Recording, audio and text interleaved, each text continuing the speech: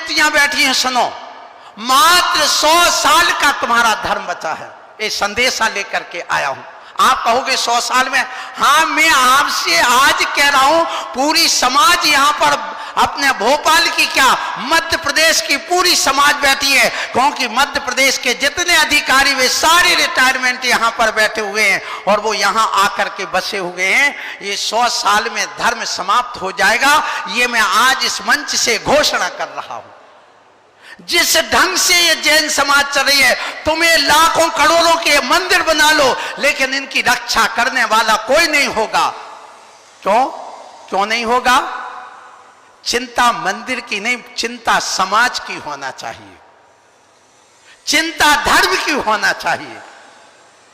आप विचार करिए, मैं आपसे कहना चाहता हूं, मंदिर बनाना अच्छी बात, बनाना चाहिए, बनना चाहिए, और हमारे गुरु महाराज विद्यासागर जी महाराज जो कर रहे हैं बहुत अच्छी बात कर रहे हैं। लेकिन इसके साथ में मैं आज एक संदेशा जो युवाओं के लिए लेकर के आया हूं, वो ये कहना चाहता हूं, हमारी जैन समाज बराबर मूर्ख काम दुनिया में कोई करता ही नहीं।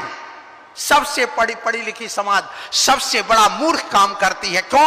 आप कहोगे मूर्ख है। हाँ, मैं आज पूरी समाज से पूछता हूं, राजन जी, पत्रकार जी, रविंद्र जी, आपको हमने 2 रुपए दिया कि अपना धंधा करना, और 2 रुपए लेकर के आप अपना घर चलाना, तो 2 के तुम कितने पैदा करोगे?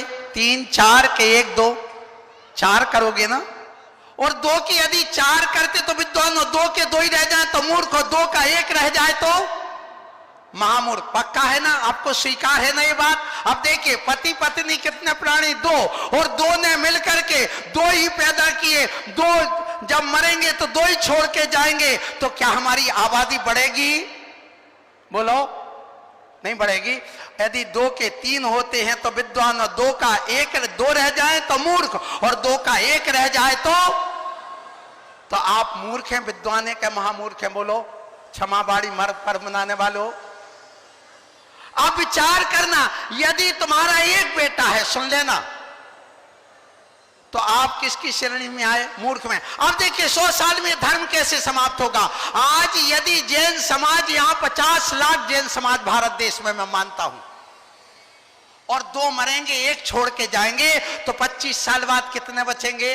25 लाख। और 25 लाख पर वो पेयर बनाएंगे, लड़के लड़की मिल करके, और 2 मिल करके 1 पैदा करेंगे, तो 50 साल में कितने बचेंगे? 12.5 लाख। फिर 12.5 लाख लड़के लड़की मिल करके फिर 1 बच्चा पैदा करेंगे, तो बताइए 75 साल में कितने बचेंगे? 2 मरेंगे, 1 छोड़ करके जाएंगे, तो कितना बचेगा? बोलो, बोलो ना। 6.25 लाख। फिर इसके बाद भी 6.25 लाख मिल करके 2 मिल करके 1 पैदा करेंगे, तो 100 साल में कितने बचेंगे? 3 लाख। और 3 लाख सुन लेना, वे 3 लाख भी नहीं बचेंगे। क्यों? हर 100 जोड़े में 2 जोड़े ऐसे होते जिनके कोई संतान नहीं होती, और 100 बच्चों में 2 बच्चे ऐसे होते जो विकलांग आदि मर जाते। अर्थात समाज कितने साल की बची है? बोलो। अब क्यों सबके घुटन बंद है?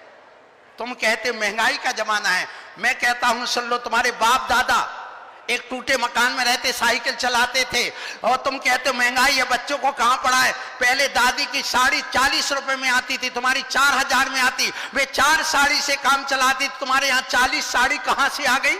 जब महंगाई है तो तुम 2 साड़ी में काम चलाते, तब मैं जानता कि महंगाई है। और तुम्हारे बाप दादा 2 सब्जी खाते थे, तुम 1 खाते, तो मैं जानता कि महंगाई है। तुम्हारे बाप दादा 2 मकान में रहते, तुम 1 मकान में रहते, 1 कमरे में, तो जानता महंगाई है। सबके लिए महंगाई नहीं, एक बेटे को पालने के लिए महंगाई।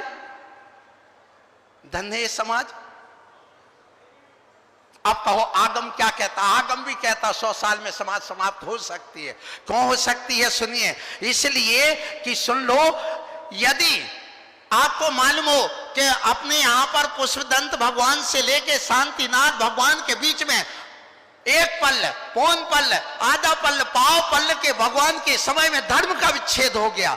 इसी प्रकार आज भी हो सकता है। आदिनाथ भगवान चतुर्थ काल में हुए, पंचम काल में नहीं हुए, तृतीय काल में हुए, चतुर्थ काल में नहीं हुए। इसका मतलब एक तीर्थंकर भी कम हो गए। हुंडाव सर्पणी काल के कारण से तुम्हारा ये 100 साल में धर्म समाप्त हो सकता है। इसलिए मैं कहूंगा एक परिवार में 4 बेटे चाहिए। एक ऐसा बेटा हो जो देश की रक्षा के लिए दे दो, जो मिलिट्री में जाए, शासन में जाए, प्रशासन में जाए, देश रहेगा, धर्म रहेगी, समाज रहेगा, परिवार रहेगा। दूसरा बेटा आप दीजिए अपने धर्म के लिए जो मुनि बने, क्षुल्लक बने, एलक बने। तीसरा बेटा समाज के लिए दे दे, जो समाज के उत्थान की बात करे। और चौथा बेटा अपने पास रखिए, जो कुल की रक्षा करे। इसलिए 4 बेटे चाहिए। एक आपके लिए कुलभूषण, एक देशभूषण, एक समाज भूषण और एक धर्म भूषण। ऐसे 4 संतान की आज हमें जरूरत है।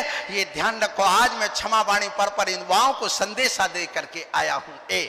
यदि बच्चे ना पले मुझे दे देना, मैं पाल दूंगा। एक जिसके भी जो बच्चे ना पले मुझे दे देना, मैं सबको IAS IPS बनाने के लिए सारी संस्थाएं खुलवा दूंगा। और तो आज एक सुन लो, यहाँ जनगणना फार्म एक तैयार किया गया है भोपाल का। जिनके यहाँ गरीबी हो, जिनके यहाँ बेरोजगार हो, जिनके बेटा बेटी की शादी नहीं हो रही हो, 8 दिन बाद आपके पास आदमी आएगा, वो फॉर्म भर करके देना। आपको सबको रोजगार दिया जाएगा, आपके लिए नौकरी दी जाएगी, आपके लिए पैसा दिया जाएगा, आपके धंधे चले जाएंगे, आपको सब कुछ दिया जाएगा। मेरी तरफ से आशीर्वाद है। इसलिए आप चिंता मत करो। यहाँ पर राजेश जो कलेक्टर साहब है IAS, उन्होंने वह फॉर्म तैयार किया है, वो आपके पास तक आ रहा है। यहाँ प्रमाण सागर जी ने भी जनगणना का एक फॉर्म दिया।